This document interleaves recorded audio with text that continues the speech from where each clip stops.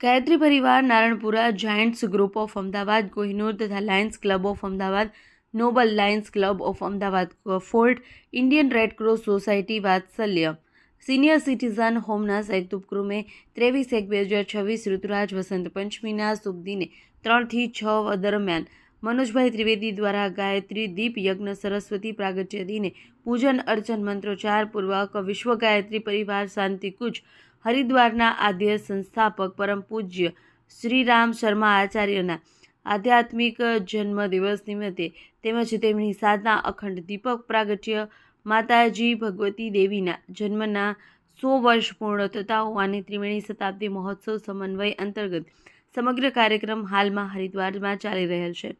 તે નિમિત્તે આયોજન વાત્સલ્ય સિનિયર સિટીઝન હોમ જૂના વાડજ સર્કલ નજીક યોજાયો હતો. સિનિયર સિટીઝન હોમમાં રહેતી વડીલોએ ભક્તિમય વાતાવરણમાં ખૂબ જ આનંદ શ્રદ્ધાપૂર્વક ભાવ વિભોર થઈ અને ગાયત્રી મંત્ર, મહામૃત્યુંજય મંત્ર, મંત્રોચ્ચાર, ગાયત્રી ચાલીસા પાઠ કરી પૂજન વિધિમાં ભાગ લીધો હતો.